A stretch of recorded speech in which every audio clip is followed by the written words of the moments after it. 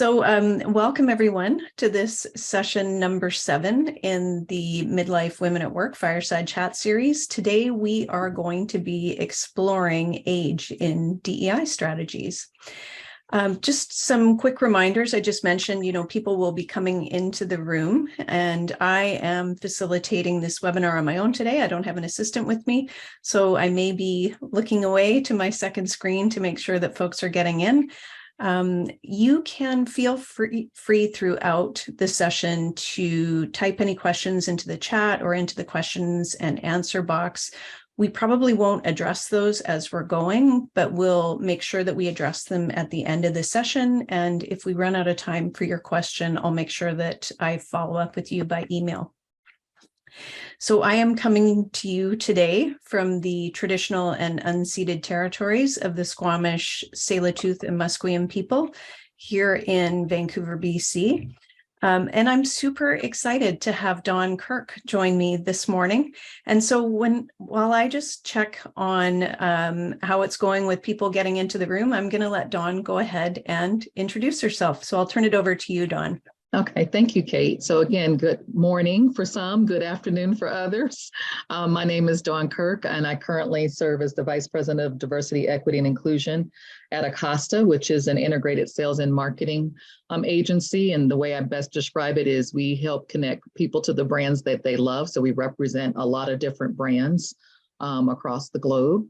And I've been there just under a year. And so a little bit more about my background. I've also been a business owner for the last 5 years as well, doing quite a bit of executive coaching and leadership development. And prior to that, spent 18 and a half years at PepsiCo and 8 years at the Coca-Cola Company in a variety of different roles, but have led pretty large enterprise teams across a variety of different functions. And I've had passion for diversity, equity, inclusion literally since the day I joined corporate America. And that's been primarily driven through my own sometimes challenging experiences being in corporate America and predominantly very homogeneous cultures, being sometimes the only woman or the only woman and person of color, and really made it my mission to ensure that I did the best I could to create a better environment for everyone that's coming in behind me and making it a better workplace. So it's been my life's passion and work, and had the great opportunity now to do this as a full-time opportunity with Acosta. So glad to be here with you, Kate, to discuss DE&I and more specifically, how age plays into the DE&I strategy and workplace. Wonderful. And I live here in Atlanta, Georgia, so that's where I'm coming from today. Fantastic. And I'm Kate Milne. As Dawn mentioned, I'm Kate Milne. I'm a healthy aging specialist, and I am a community-based health promotion researcher. And I help governments and organizations plan for an aging population and an aging workforce. But these days, I spend the bulk of my time helping organizations to better support, recruit, and retain their midlife and older female staff. And I do that by teaching them how to become more age-friendly. And I'll talk a little bit more about the term age-friendly as we go along. I think that piece is important. I also have about 10 years experience in voc rehab and disability management. So I have that lens from the well-being standpoint as well in the workplace. So hopefully I bring that to the conversation. So I'm going to start by just giving a little bit of background, and then we are going to jump into the questions. I'm going to talk, and Dawn and I will discuss some information around our aging population, and we're going to be talking about this generally. Some of the statistics and information come from from Canada and the US, but we'll also, touch on some things that are happening globally. I want to talk a little bit about issues that are unique to midlife and older women, so I'm going to touch on those as well. We'll talk a little bit about some current definitions and some issues around DEI and areas of intersectionality that might impact women differently. And then we will move to the idea of moving beyond just DEI strategy and how do you really put this into implementation. So I need to start, as I always do in my fireside chats, to just bring your attention to the idea that while our workforce is shrinking, our population is aging. And we have this kind of confluence that's going on in 2022, where we see, people shifting in the workforce, and then we have this aging population as well. The projection, at least in Canada, is that by 2026, 40% of our working age population will be over the age of 55. Right now, in our last two long-form census years, we have broken records for the number of folks who are over the age of 55 in the workforce. So this is a pretty significant issue here in Canada, but I can tell you it's also happening in many, many countries around the world. This is a global trend. What I think is really interesting in that population aging, and also what I would bring your attention to, is the group of women over the age of 55. And in fact, StatsCan, our statistical government organization here in Canada, just released a demographic profile. And in that profile, we can see that women between the ages of 55 to 59 are our biggest group in Canada. So our average age is 42, but the biggest age band within our population are those women between the ages of 55 to 59.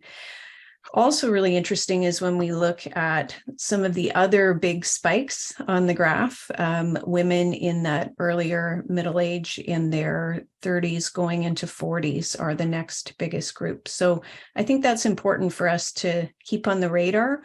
Also to understand that the other projection is by 2026, that group of women over the age of 55 will constitute 1/3 of all new hires. So it's a big, big issue in terms of that workforce aging. I also always want to make sure that I acknowledge what's been going on for women over the last few years. I don't think it would come as a surprise to anybody on the call that there have been some pretty significant issues related to the pandemic, just changing environments at work.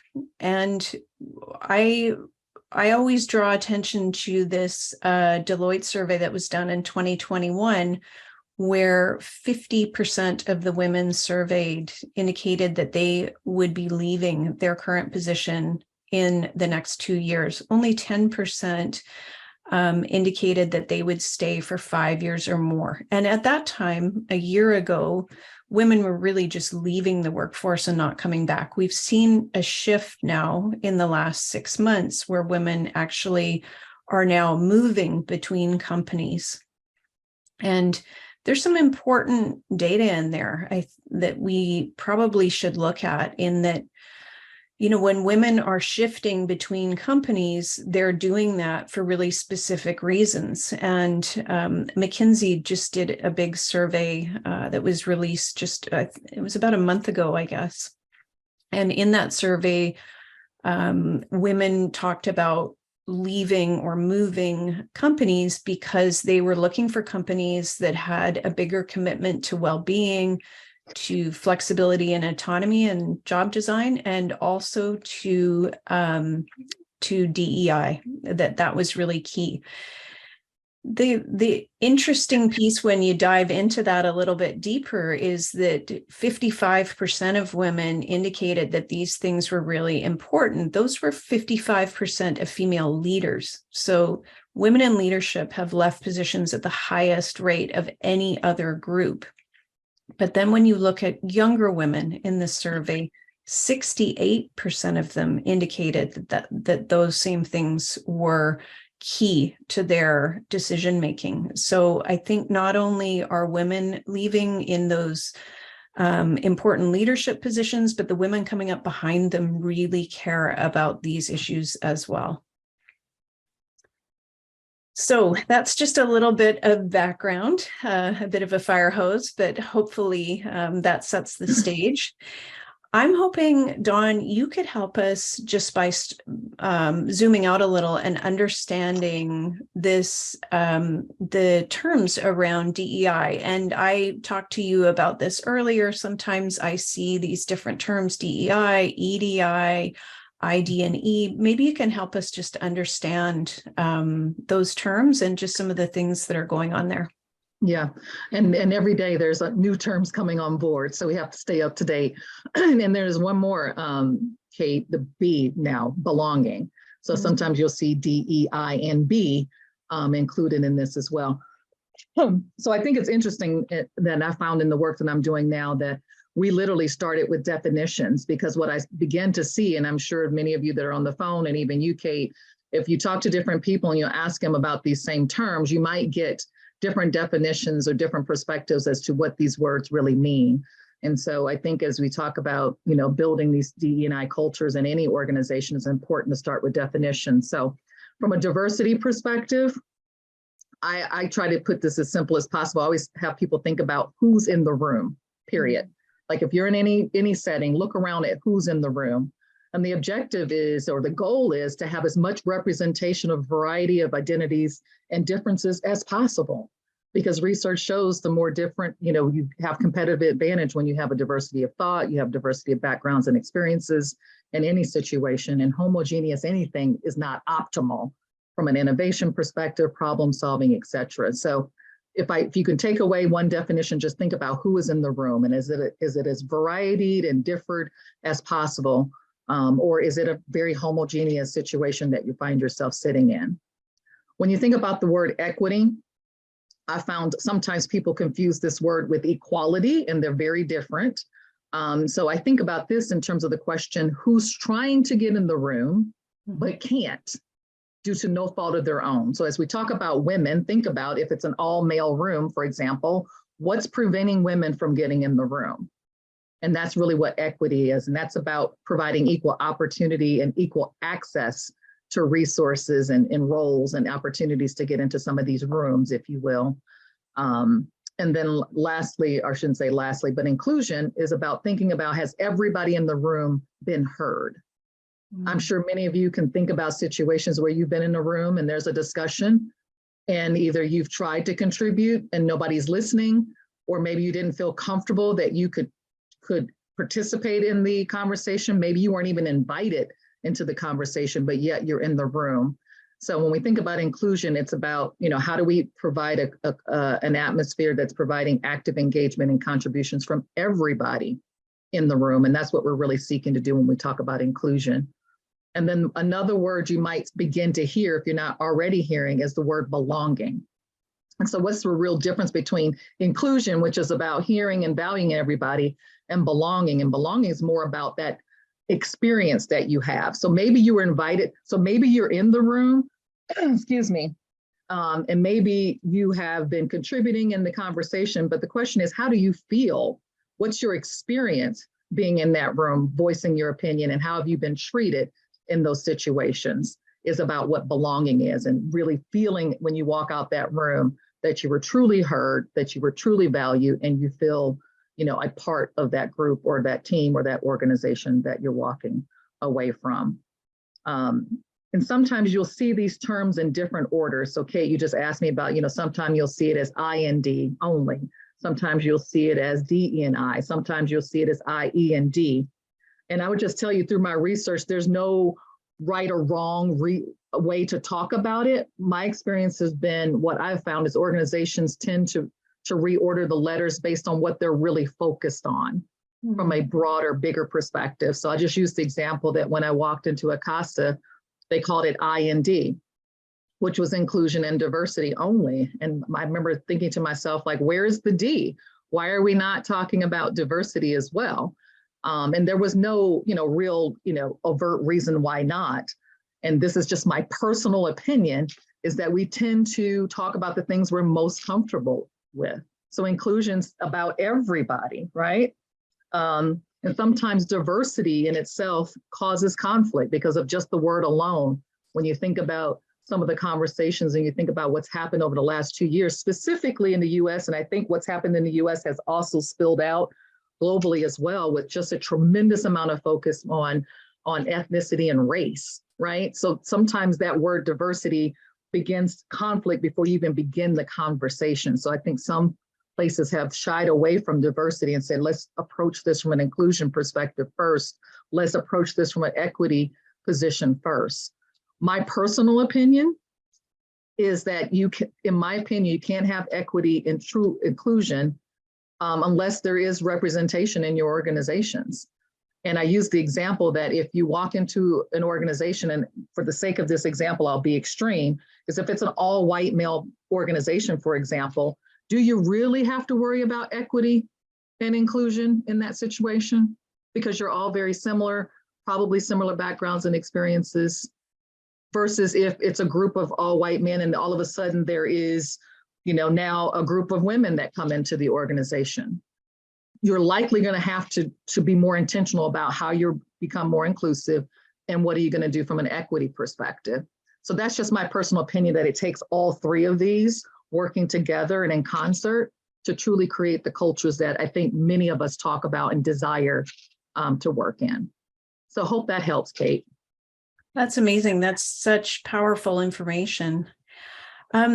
I guess the next question that I would ask you is just, what have you seen changing in DEI? You mentioned that you'd been in your position for a year, and just even over the last year, some things you might have seen changing.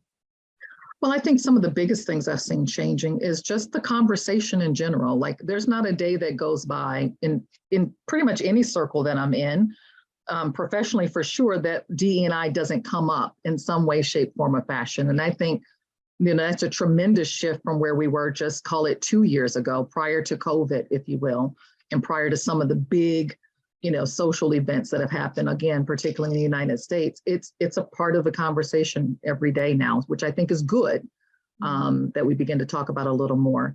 I have seen corporations lean in a lot more and be a little bit more vocal publicly than I've ever seen before. And I think a lot of that's driven by the fact that employees are asking the questions now more than ever before about what is your commitment to DE&I? What are you doing in the space of DE&I? And I do think it's impacting corporations' ability to recruit based on their ability to lean in, be more transparent, and to make a public statement about where do they stand on diversity, equity, and inclusion issues. So some of those are some of the big things that I've seen. You've seen a lot of corporations put money behind it and saying, hey, we're committed, and signing pledges on here's what we're going to do over the next X, Y, Z years to develop our D&I programs and to increase our representation in specific populations. So I think, again, it's a topic that corporations can't avoid anymore. I think before, if you could kind of fly under the radar a little more 2 or 3 years ago, but now I think it's really front and center. And it's going to start, if it hasn't already, impact corporations' ability to also drive more revenue and business because of it as well. Wow. So it sounds like good news overall, that there's a lot more awareness. Yeah. I would say awareness-wise, absolutely. I still think we have tremendous opportunity, and there's still a big gap between this desire to have the conversation and actually the movement and the things to put in place to actually see those things actually change and transpire. So hopefully, that needle begins to move just as quickly as the awareness and conversation needle has moved over the last couple of years. And I think that's where we're at now on how do you really make an impact in this area and make it something that corporations can truly live day in and day out. Yeah. Yeah. And Dawn, one of the questions that was posed, and I think this is kind of a perfect segue, is when you think about intersectionality, when we're talking about DEI, is there anything that you see that impacts women differently, and particularly at work? Yeah, there's a lot of intersectionalities, and I think that in itself makes it a complex thing to solve for, because I think every woman brings a different level of intersectionality that is not a constant. It's an evolution, right? It's fluid based on just living and the seasons of life that we go through. But some of the, I would call it, I won't say obvious ones, but I say common ones I see women of color in the workplace have different challenges than the mainstream. I've seen young women coming into corporate America just because they're younger. Sometimes they're not taken seriously because they're like, hey, you don't have the experience yet, so your ideas don't matter. Mothers in the workplace, sometimes not being sensitive to just things like what time you have meetings, how early, how late, making assumptions that if you're a mother that you don't have time to do certain things. So just a lot of the work-life balance, conversation is huge from that perspective. Women with aging parents. We saw a lot of that, and being caretakers through COVID really exposed that intersectionality and how different and how much that impacted women in the workplace. And I think was a huge contributor to the mass exodus during this time frame as well. It's like, I just can't do this all. And there's no reprieve, no reworking, no flexibility for me to now operate in this new role and still be successful at work. So I think, as women, we find ourselves at a lot of critical junctions between this, or do I do this, or do I do that? And I think, the challenge for corporations and everybody collectively is how do we create more ands versus ors through these different seasons of life and recognize them as that. They're seasons. Doesn't mean it needs to be that way forever. And as a way to really help, as you talk about, attract, retain, and develop women, not only through the employee cycle, but through life cycles as well. And I think that's an opportunity for us to start thinking in this profession as well, not just through the employee cycle, but more of a life cycle perspective. And I think that'll help us really be able to uncover and recognize these intersections sooner than when they have this adverse effect, like a mass exodus of women leaving the corporate arena and things of that nature. Yeah, absolutely. And I really appreciate that you talked about caregivers, because I think that is such a key piece that really impacts a lot of women, and especially women in midlife and older. The number is that there were 4 times as many people out of the workforce to care for a relative or an aging parent than there were people who left to take care of their kids during COVID. So it's a big issue, and one that, again, I think sometimes we're not recognizing, but I'm so happy that you mentioned that.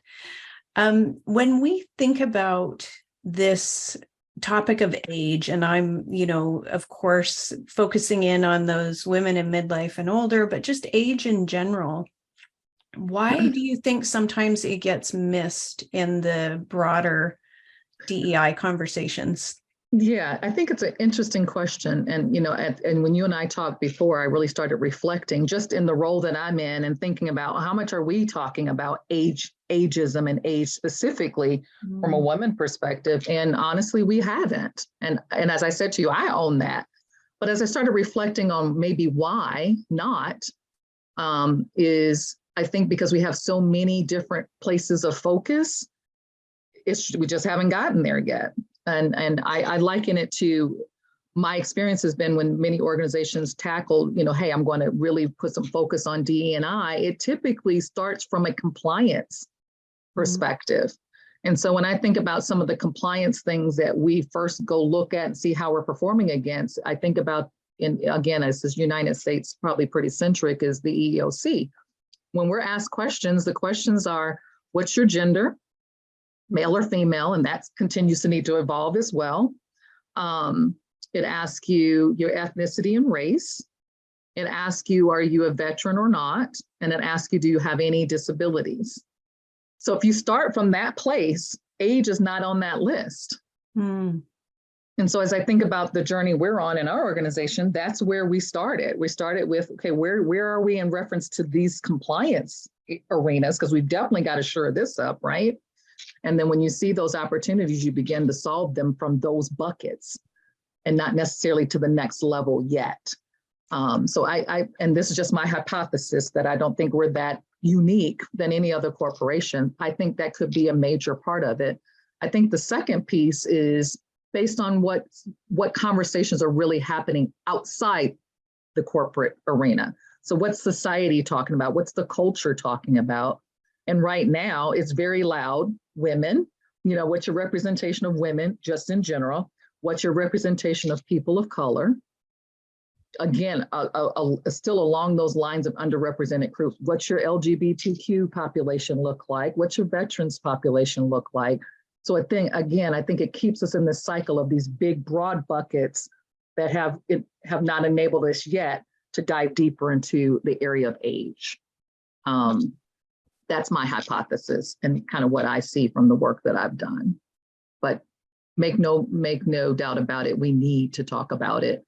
And you're starting to hear a little bit more around the generations, not necessarily called age, but you'll hear the generational conversation, boomers, Gen X, millennial, and Gen Z. And my experience so far is a lot of the conversations are on millennials and Gen X, not necessarily on the aging side of that conversation on top of that. So again, I think it's just like everything else. We're going to just have to continue to drive awareness, talk about it more, just like we've had to do for all these other parts of DE&I, and they begin to get traction. So, I appreciate the work that you're doing, Kate, to really bring this to corporations' attention and making it something that we should be more aware of as we're building the more holistic DE&I strategy beyond those just broad underrepresented groups. Mm-hmm. Yeah, and it's such a great point about this focus on the Gen Z and millennials. And I think when I look at this, when I sort of zoom out and try to understand why this isn't a bigger focus when it's such a big part of the workforce, I think that there's still this idea that companies are looking at their systems in terms of that triangle, right? That at the bottom of the triangle or the pyramid, there's this big group of younger people coming in who are hungry and enthusiastic and cheaper, quite honestly. And then I was just going to mention the economic side of this thing. Yeah. Yeah. Absolutely. Mm-hmm. And then at the top, there are these more expensive, older employees, but it just doesn't hold up in the research. That data isn't there. That's kind of an antiquated way of thinking about our workforce because we just don't have that big group coming in that same way that we did maybe, 15 years ago, 20 years ago, that triangle has really changed shape. And we're almost seeing it invert, that we've got this bigger group at the top. I mean, not completely invert, that would be a bit of an exaggeration, but it is changing. Especially when we think about in Canada, at least the average age of our population being 42, it's pretty hard to see that there's that big group at the bottom. I really love this idea too. I read a statement the other day that I thought that just really sums it up, that age will be to the 21st century what gender was to the 20th century. Just so a key global talent and market shift, right? Yeah. It's an interesting piece for sure. Yeah, and there's some intersectionalities with that. If we don't get it right, I think we're going to see gaps in skill sets and experiences, and a whole lot of other challenges are going to arise with this if we don't focus on that part of the population as well in the workplace. For sure. Sorry, I'm having a little trouble with my computer here. Just give me one sec. I'm not sure why. Huh. Oh, there we go. I can still see you. Good. Okay, there we go. It was temporary. I can see you and hear you. Yeah. I wanted to talk a little bit about some of the biases towards older workers. What are some of the things that we should be looking out for? And, Dawn, I'd love to hear from you as well. I'm happy to address this point if you'd like. I can start off. Yeah, go ahead. Yeah, maybe just talking about some of the things that we see, at least in the research, that there are a number of different surveys and studies around this, how older workers are experiencing the workforce and particularly around ageism. And so the AARP did a survey a few years ago looking at about 4,000 workers over the age of 45. And about 60% of those folks reported some sort of ageism, so experiencing some sort of ageism, and about 90% saw it in other people. So 60% experiencing it themselves and 90%, noticing it in other parts of the workforce. The other piece of data that I found kind of staggering was this question that the Harvard Business Review asked over 10,000 organizations. And they asked, is age a competitive advantage or disadvantage? And over 2/3 of the representatives from those companies considered older age a competitive disadvantage. So there's this sort of sense that, if we have older people, we are losing our edge. You can see it also in hiring, in biases that are being reported against older people. So it's usually around things like, well, they're not going to understand how to use technology, or that they're going to retire sometime soon, or that they're going to be more resistant to change. Yeah. And what's interesting, when you think about that piece around technology, and especially folks in midlife and a little bit older, we're talking about a lot of the Gen X group as well, who have been on technology from the beginning. Not quite the same as the millennials or Gen Z, but they are folks who have probably more experience than we're giving them credit for. Yeah. So those are some of the things that I think that we should probably be aware of. Do you have anything else around that, Dawn? No, I could just say that the statistics, they're definitely mind-boggling, but I can tell you just through the executive coaching side that I do a lot of, particularly with women, I hear those comments quite often, particularly right now, if they're looking for a job. In particular, they're hearing a lot, maybe not as overt because there's laws against saying certain things, but definitely have this perception and feeling that, hey, I'm not getting the job because I'm older, I'm a little bit more seasoned in my career. And I'm oftentimes told I'm overqualified, which I think is code for, we don't want someone your age, or you're going to be too expensive for us. And we're going to hire somebody with less experience. And I can tell you many times, we do go back and look at who's been hired. And many times you can see it's like, my goodness, it wasn't a competency thing. It wasn't an experience thing. It had to have been an age thing. They're never going to tell you that, but it had to be.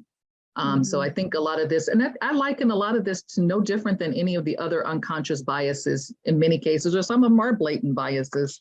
We're going to have to just continue to educate and make people aware of what biases do you have towards age? What are those belief systems you have about age? What have you been taught about as you age, what happens, and challenge some of those belief systems. And the only way we do that is by continuing to drive awareness, to continue to have the conversation. It's the same process in my mind that we've done around the race and gender conversations. We now need to elevate that to age as well and make people aware, because I just don't think people are as consciously aware of the ageism biases as all the other biases that are being talked about. And so it's a share a mind type of thing right now, I believe. But when you read something like this, I think everybody would go, oh yeah, I can relate to that, or I've heard that, or I'm seeing that, but I don't think it's in front of people enough for it to get the traction to go solve for it and figure out how to solution for this. Mm-hmm.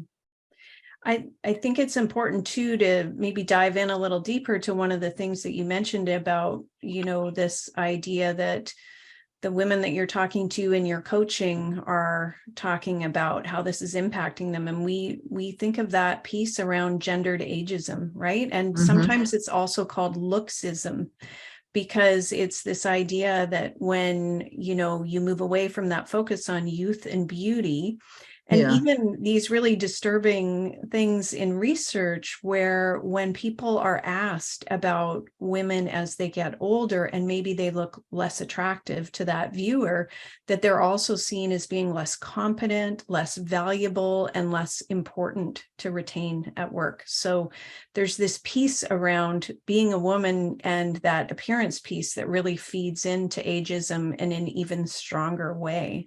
Yes. I think also it's important to point out that this affects younger women too, that younger women will say, I'm not taken seriously because of my appearance or because of my age.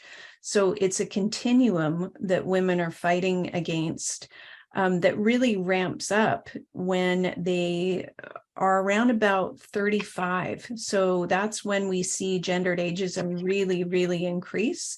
Yeah. And peaking, in that age group that I talked about, that's one of the biggest groups in Canada, that 55 to 59, that women suffer the most amount of gendered ageism at that point. And the thing that I hear anecdotally, and you read about it a lot also just in media, is women talking about being invisible, that nobody can really see them at work anymore, that they get packaged out to make way for those younger folks. I can't tell you, I do some other work for another organization on the executive side. And if I had to tell you that just about every conversation, when you talk about the impact on women from an ageism perspective, these are women that have had very, very, very successful careers. Some of them are still working, but they're really at this critical juncture of what's next for them. And it's kind of this unsettling feeling about the day that they're going to they know the pink slip is coming. It's just a matter of when, because you watch the trends all the time. And they're like, what do I do? Do I leave early and try to find something else? Do I stay and wait for this to happen and then not know what's next? And they're just working under this additional level of stress and anxiety, in addition to the job stress and anxiety on its own. And I'm really seeing it take its toll from a mental health perspective and also a self-worth perspective. Because in some cases, this is not necessarily healthy, is that many women's identity has been tied up in their careers. And so as they think about that coming to an end, it's like, who am I now if I'm not doing this? And how do I take all the things I've done and contributed, and how do I continue to add value after this season in corporate or whatever it's going to be? And so there's this question mark, what's next for me? And how long will I be in this particular point in my life? So I'm watching it take its toll from that perspective a lot. Yeah, that's so key. I mean, the other piece around that is that women are impacted financially in that they're taking those early retirements, they're taking time off that's impacting their retirement savings. It changes our whole gender equity at work because women retire on average 3 years earlier than men. As you said, that a lot of times they think about, should I leave before I'm let go? So that has that impact on, how many women are in those leadership positions. And then that impacts the women behind them. If they don't see those role models, I mean, it's difficult to then move up in the company themselves. So it's pretty complex, the issue around gendered ageism and how that's impacting women overall. Yeah. It opens up so many other, but I'm glad you're bringing light to it. And again, just in our conversations that we've had, and then the role that I'm in, is causing me to think a lot differently as well on how to bring this into the equation. Yeah, and I think about this idea of having the age-related DEI policies, and even just generationally, if we were just thinking about it across those 4 generations. One of the things that I think is really interesting to look at is this idea of cognitive diversity. And cognitive diversity, I don't know if you're familiar with this, but in the research, they talk about how this impacts groups at work. When you have these different generations together, that you change productivity. So we know that productivity is better when you mix older and younger workers, and even productivity in really complex decision-making processes in groups that have that mix. You'll see that go up pretty substantially. So even, that piece, when we're thinking about diversity, I think that's really interesting, having that piece around cognitive diversity. And it's something to think about. Yeah, I know in one of my previous organizations, we had started what we call this reverse mentoring concept. Instead of it just being a seasoned and very tenured person mentoring a younger person or a newer and career person, we reversed that. And the feedback from that was incredible on what, I think in the beginning, people's like, okay, what am I going to learn from somebody who's just joining the organization? And the feedback was phenomenal. It's like, I never thought about certain things this way. Or for those that were challenged from a technology perspective or whatever, began to feel a little more comfortable about saying what they didn't know and say, can you show me these things? And learning different ways to communicate across generations and things of that nature was pretty phenomenal. Absolutely. So you can see how that could definitely add value in a larger group dynamic. So Dawn, I want to circle back to a conversation that you and I had, and I thought it was just so interesting. I wanted to ask you this question again. You talked about embedding DEI into processes and sort of around people functions and moving from that small d. Can you talk a little bit more about that? Yeah, sure. So just based off my experiences, I began to kind of see some trends. And one of the things I started really thinking about, like, why after all the years of conversations around DE&I and all the different evolutions, why are we still maybe not where we'd want to be after all the energy and effort that's been put behind it? And my observation has been that in many instances, it's been treated as programs, it's been treated as initiatives, and those are great to get started. But at the end of the day, if you take the focus off the programs and you take the focus off initiative, what typically happens? You either don't make progress or things go backwards. And so I began to think about, and I had a little bit of a test study because I led a pretty large team at a previous organization. And as an executive leader, I decided I've always led inclusively. So I said, I don't need the organization to tell me what to go do to be inclusive. I don't need the organization to tell me necessarily how to build a diverse team. I value it. And as a leader, it's my responsibility to do this. And so we did that. And we did it without talking about DE&I so overtly. Like everything we did, we didn't have to say those words. We really started from a place of how do you just have mutual respect for your coworkers, period. No matter who they are, what level they are. But secondly, it's a leadership issue.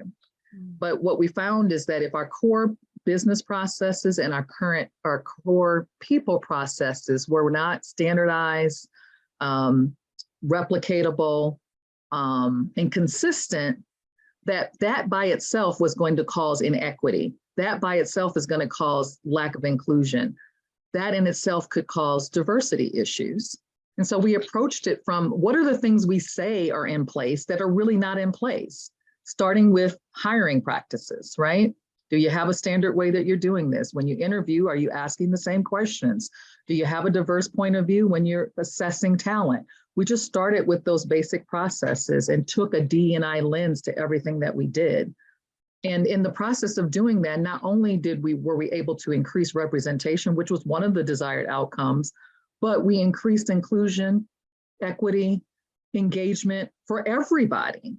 Because what I found is that the underrepresented, I'm just going to use an example, person of color woman who felt X, Y, and Z, well, I found that the majority person felt the exact same way. They weren't necessarily getting feedback either. So that's where we really said, if we just fix some of these core processes, we by default began to create a better environment for everyone. And so we didn't have to create this tension all the time between all your focus is going to be on underrepresented groups and you're not going to focus on me at all, because that can happen as well in an organization when you're really trying to build a DE&I culture. And the messaging around that is so key. And I'll give an example. I've had organizations say, yeah, we're going to achieve X by X. And it might be things like we're going to have 60% women by 2025, making it up. And while that may need to be a goal because maybe you're underrepresented, if that's all you talk about, what happens to the rest of the organization? What do they hear? They will hear there's no more opportunities for me because you're going to be focused only on women. Or if they don't get the job promotion and a woman gets it, they're going to assume that's the only reason they didn't get it. So your messaging behind it and how you go about doing this is just as important as driving awareness around DE&I. And that's why I'm adamant. I'm the only position in my organization right now And some people say, well, don't you have a team? And I'm like, not a direct team, but if my theory is correct, every leader in our organization owns this. I'm just a catalyst that will be focused on it and help provide people the tools and the resources to do it. But ultimately, every leader has to do this in order for it to work. It can't just be a DE&I department imperative, can't just be an HR imperative. It has to be an organizational imperative. And I'm fortunate enough that our organization has made DE&I one of its strategic priorities, which means it's going to connect to the business, and then we're absolutely going to connect it to all of our people process. And that's what I mean by embedding it. So that one day when you wake up, the goal will be you don't have to talk about it so overtly. You're living it, it's a part of your DNA, and it's how you go about business is our ultimate goal and vision. So just so I understand, because I think that's brilliant, but just so I understand it, if we were talking about something like age, is there a specific then that employers would do to move from their policy to action? Can we zoom in a little bit on, particular parts of that strategy?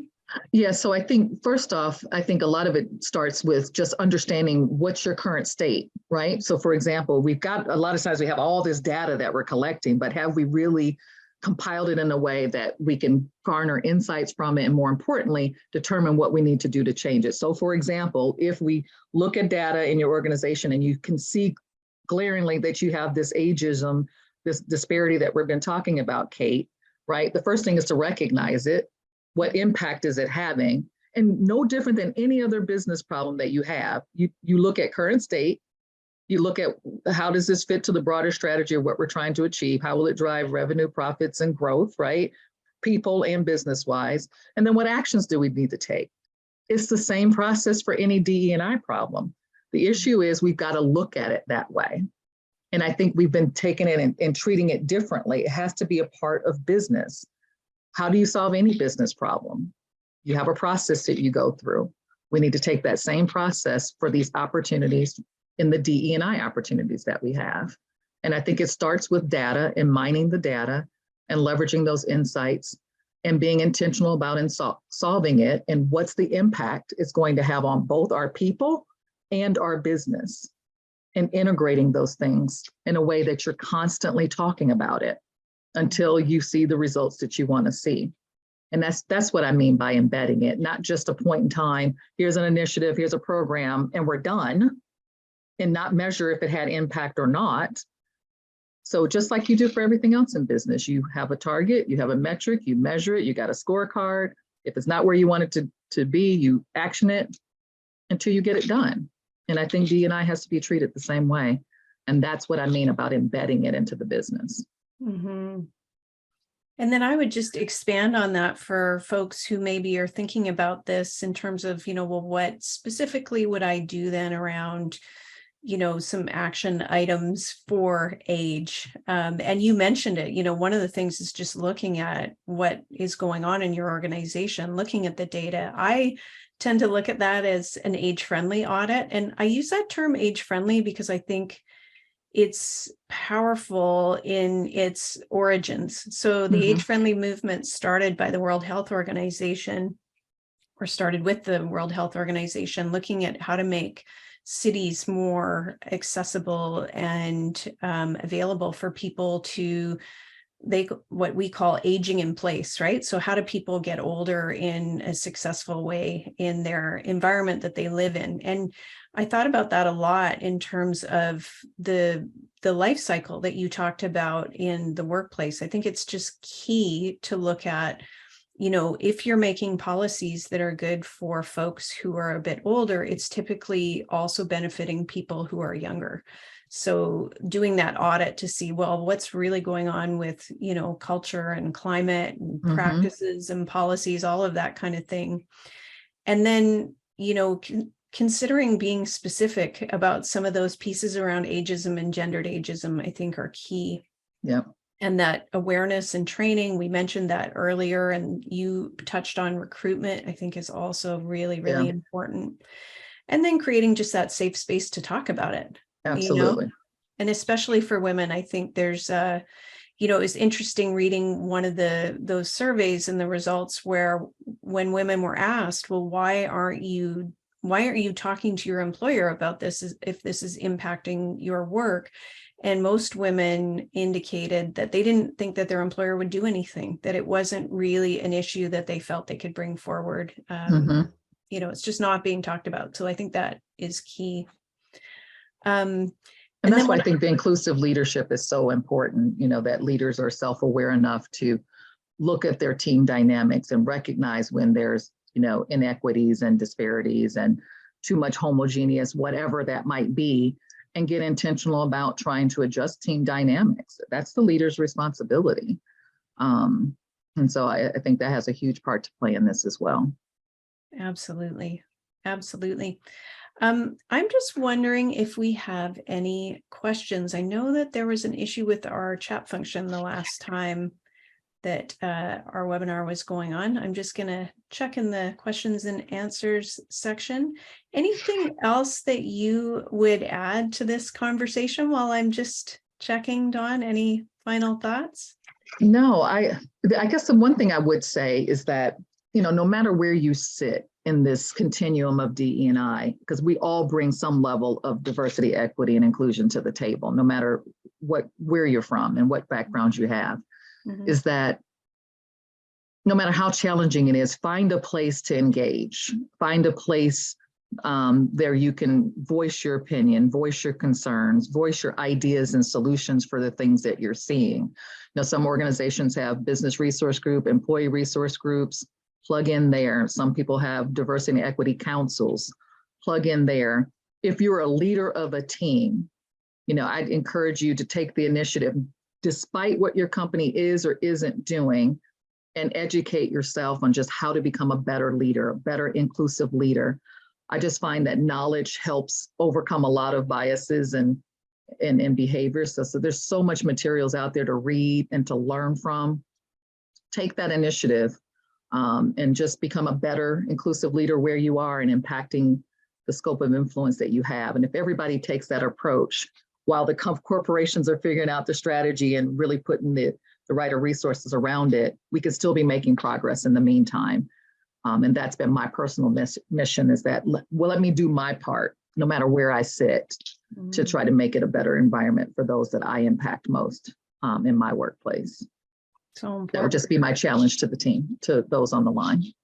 Yeah. One of the questions in the chat is, do you think employers are concerned about cost, benefits, and risks of hiring older women? I do. I honestly do. I mean, I think,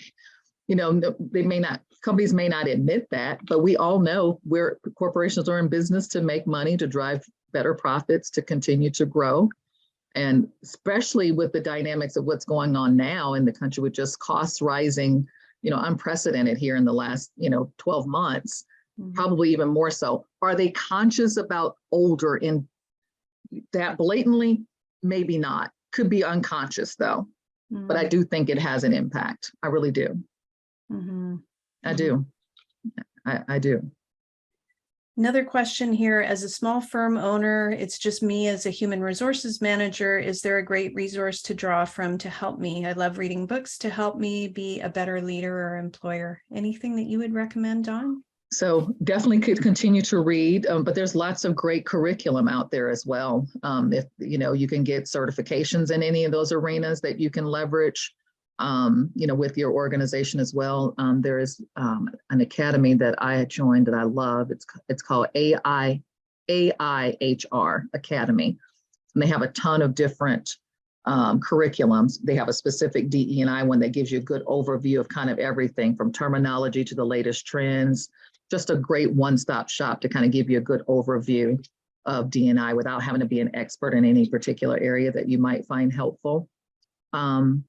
But then I would just also encourage you to, continue to talk to people from different groups and ask questions and, make it comfortable for people to want to have further conversation. What I have found is, one of my approaches is to make it comfortable for people to have conversations with me.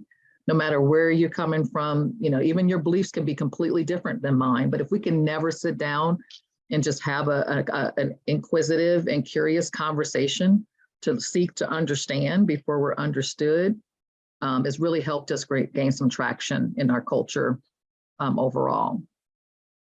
So just continue to do that.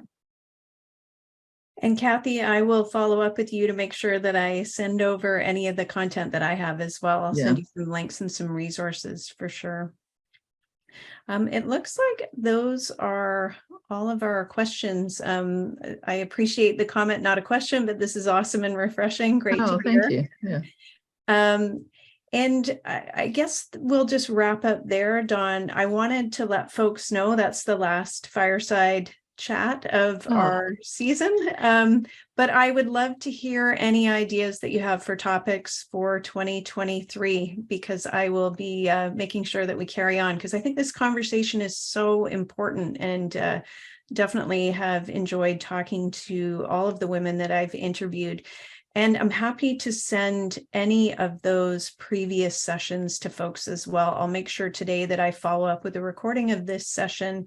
And in that email, if you have any questions or you'd like to get in touch about any of the content, let me know and I can send you off any other recording, as I mentioned.